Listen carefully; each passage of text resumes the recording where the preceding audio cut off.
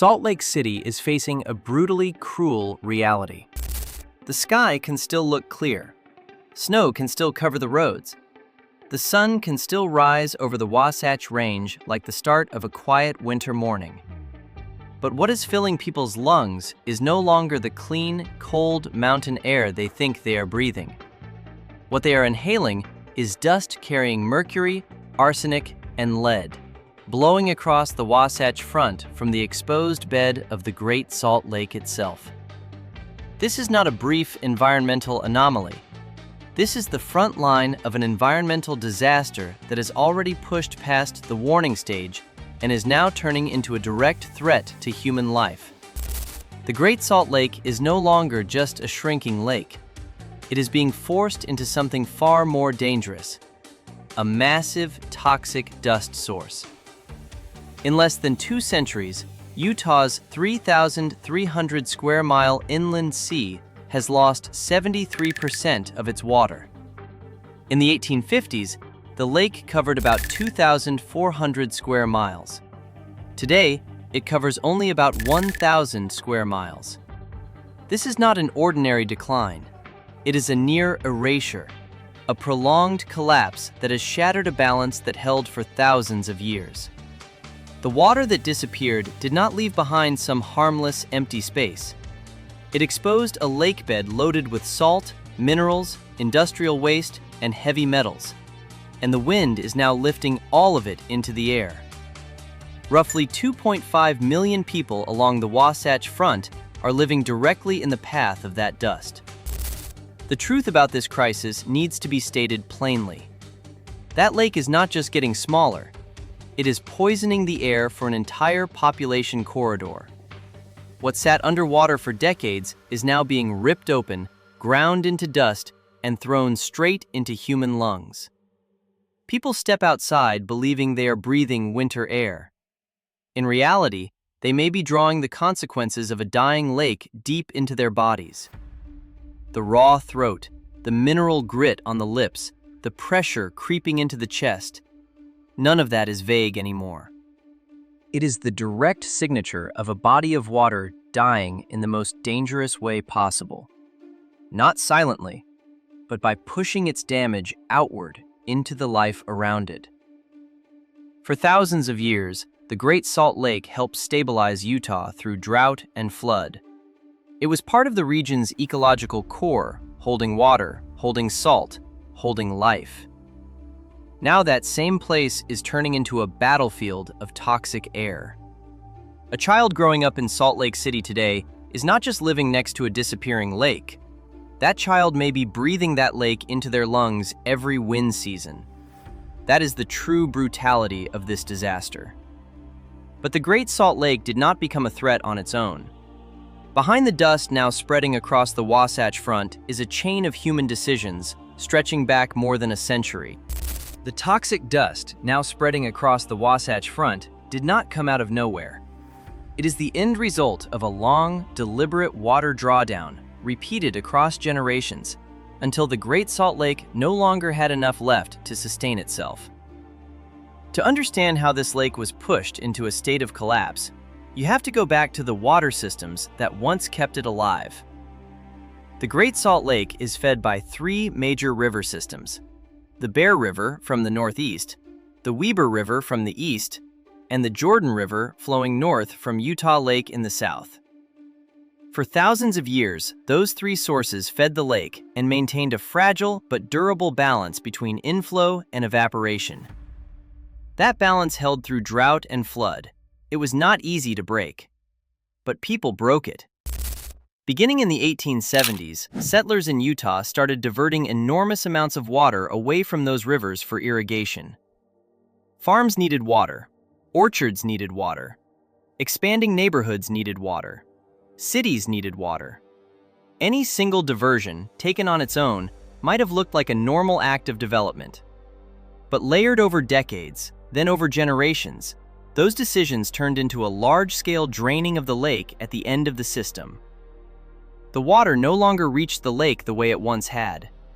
The lake was no longer being replenished the way it needed to be. That shortfall did not disappear. It accumulated into exhaustion. The mistake did not stop with overuse. It was cemented by policy.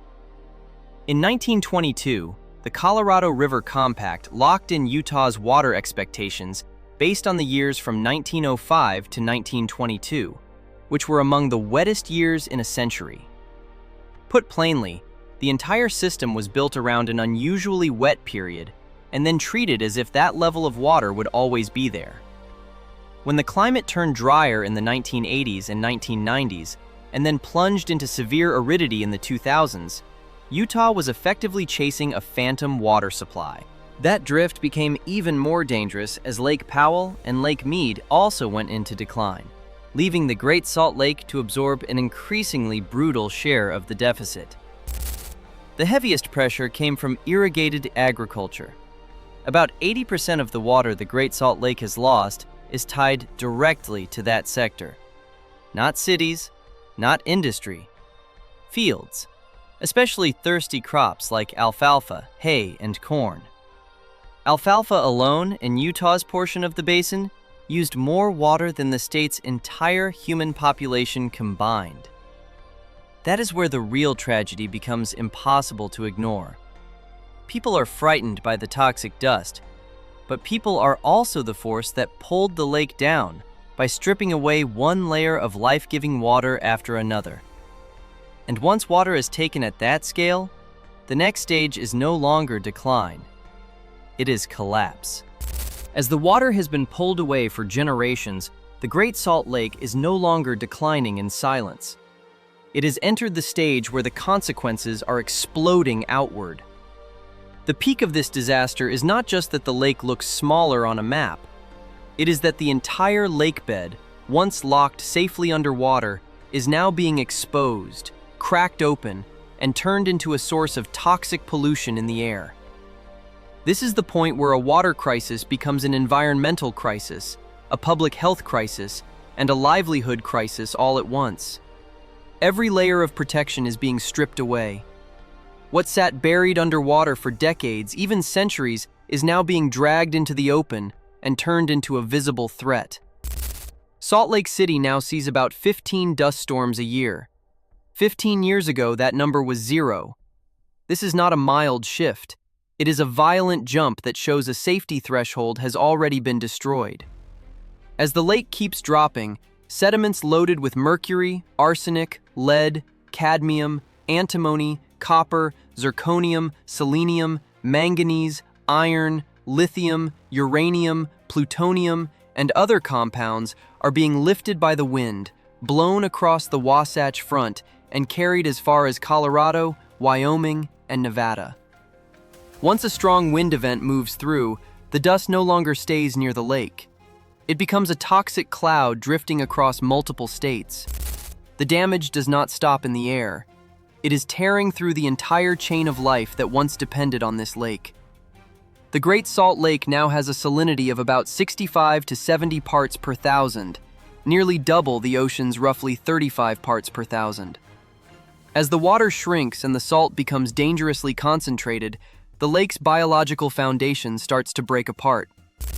In 2022, salinity spiked, algae crashed, brine shrimp populations plunged, and that collapse hit the eared grebe immediately, a migratory bird that depends on this lake as a critical refueling stop. About 90% of North America's eared grebe population must stop here and eat up to 30,000 brine shrimp a day before continuing on to the Gulf of California. Once that food source starts breaking down, what hangs over millions of birds is no longer stress. It is a starvation sentence stretched across an entire migration route. The commercial numbers are already exposing the wound as well. During the 2022 to 2023 harvest season, brine shrimp cyst production fell to about 19 million pounds, just 54% of the 10-year average. That is a major blow to a lake that supplies as much as 45% of the world's brine shrimp supply. That means this collapse is not just destroying one body of water in Utah. It is shaking a much larger biological and economic supply chain. The lake is shrinking faster, the toxic dust is thickening, The ecosystem is breaking faster, and the consequences are no longer sitting somewhere in the future.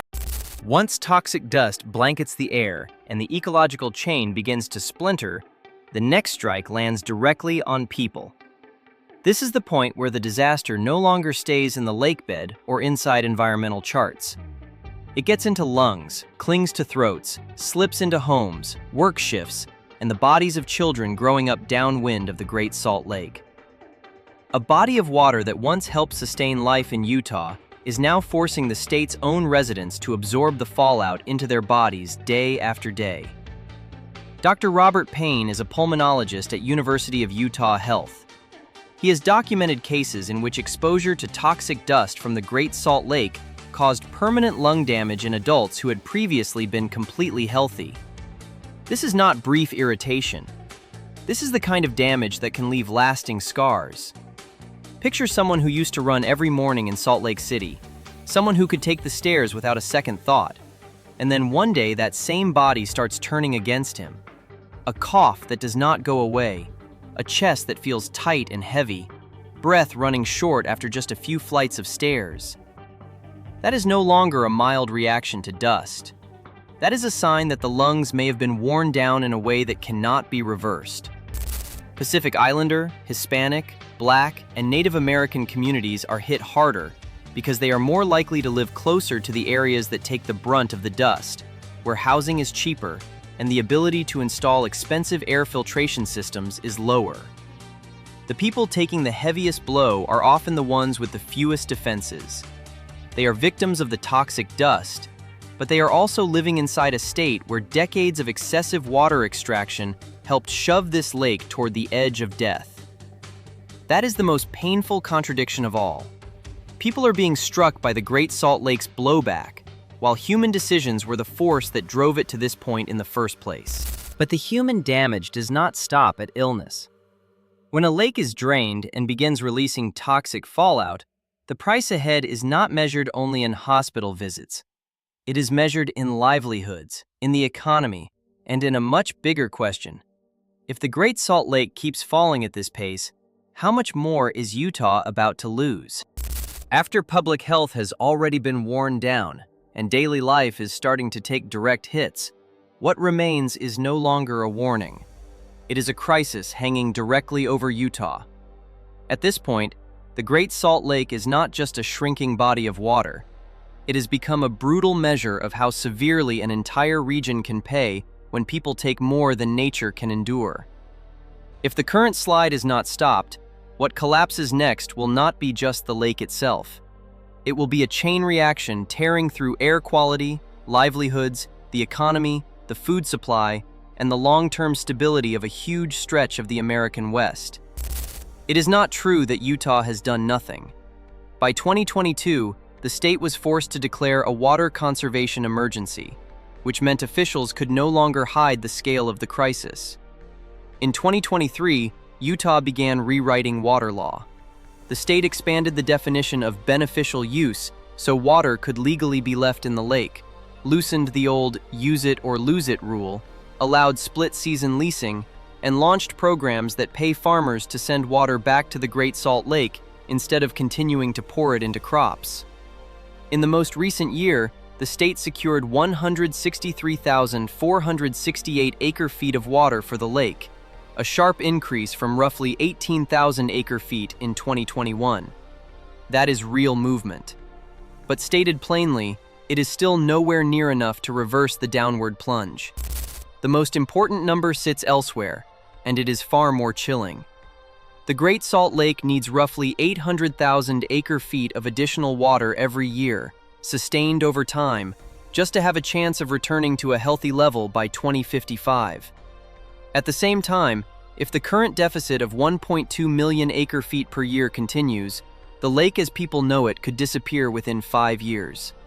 Not several generations from now, not at the end of the century, just 5 years. That timeline strips away every illusion about how urgent this disaster really is. The window to save the lake is still open, but it is narrowing with every wind season, every dry season, and every year of hesitation.